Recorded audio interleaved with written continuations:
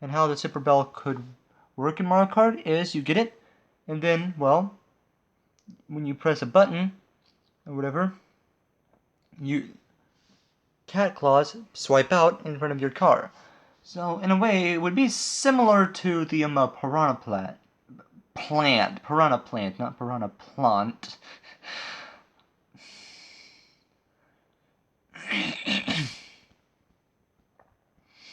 One which you get it in your character, then you hit a button, and then you swipe out at them. Although with the piranha plant, it's automatic.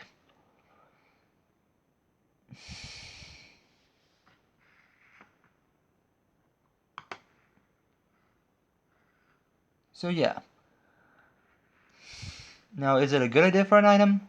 Well, not my best idea for an item, but I'm not gonna say it's my worst either. Anyway, so now we get to the next character in that category, characters that could have been made through a power-up with Tanuki Mario. This character is based off of the Tanuki suit from Super Mario Bros. 3. Don't know why I stuttered right there. How this item could be remade into an item because, well, it was an item before in Mario Kart 7. Well, the Tanuki Leaf or Tanuki suit.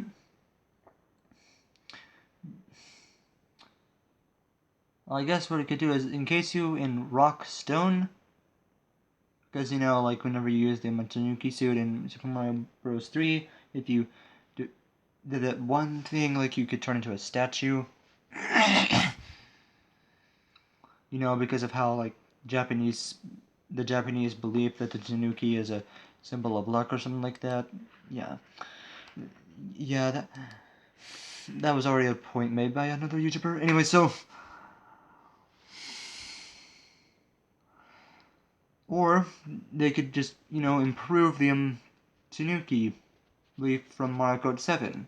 In other words, make it to where instead of having to continually press the A button, or whatever button you're pressing, to make it spin, the tail spin, the tail instead could have just spun automatically, which would then free you up to be able to do drifts. So yeah. Moving on from there, we have the next character in this list of characters that could have been made possible through a power-up, that being Gold Mario. That's right, Gold Mario is not at the top of the list, or the second to the top of the list. That spot goes to someone else who more deserves it. Anyways, the character that could have been made, and the item that could have been made instead of Gold Mario would be the Gold Flower, which would be the same thing as the Fire Flower, except you'd be encased in gold. Also, you'd be invulnerable to other incoming items. I know that's not how the Gold Flower actually works in New Super Mario Bros. 2, but yeah. And the other twist besides that would be whenever you hit a character, they lose their coins, and the coins, instead of scattering across the ground, they instead go directly to you immediately.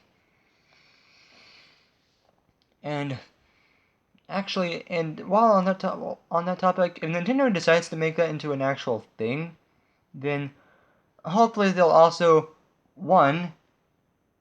remove the coin from the item slot or item roulette or whatever you want to call it. And also, make the coin count be more than 10. So, make it be 100. Because, 100 coins is how much you need to get an extra life. Of course, well, you wouldn't be able to gain more speed after 10 coins, you would only... So maybe they shouldn't. I don't know what they should do with it. All I know is that the gold flower, having the gold flower as an item would be better than having this as a character. Okay, so now we've reached the next category.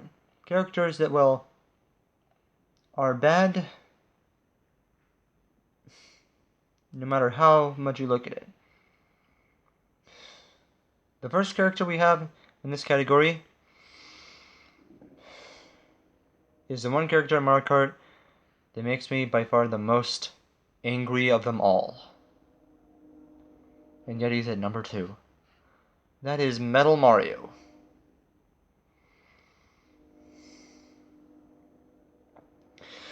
So yeah, why don't we start with him? Well, let's start with all the what you might consider. Well, let's start with the obvious. That being that he's of course based off of the power-up from Super Mario 64, the Metal Cap. And he's also apparently based off of a boss fight from Super Smash Bros. But we'll get to that. Super Smash Bros. But, I mean, that's the first thing that makes this character bad. So I get it. In the recent years, Mario Kart, the Mario Kart games Nintendo has been releasing, they have added other characters into Mario Kart, like Link from The Legend of Zelda, Inkling from the Inklings from Splatoon, and the villagers from Animal Crossing. But, I mean, so I guess it doesn't really so I guess it isn't really that surprising that they would include a reference to a boss fight from Super Smash Bros. But, if they want to really make a good reference to a boss fight from Super Smash Bros., then don't reference a character that's practically a clone. No. Instead, be more creative and reference, I don't know, the Ancient Minister, who was actually Rob. Or Master Hand.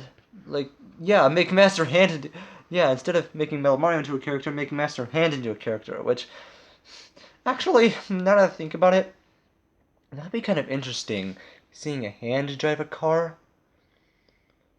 It'd be almost like if they were to make him a racing game featuring that one character from that one game, Glover.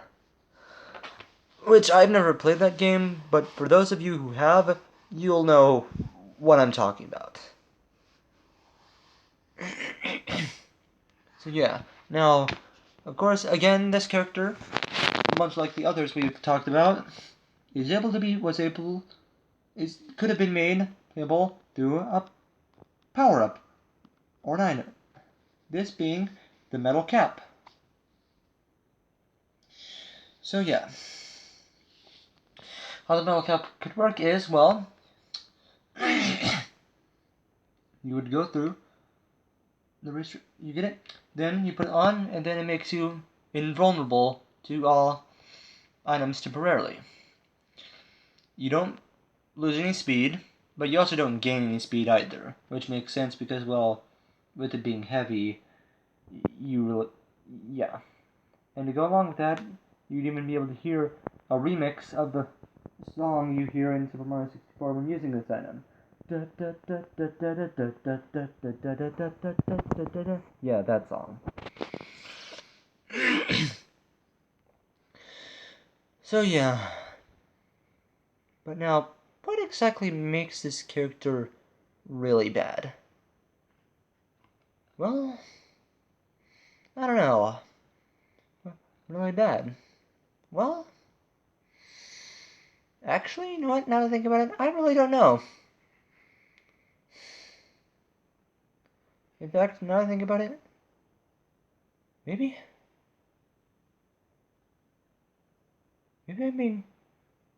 perhaps I'm being a little too hard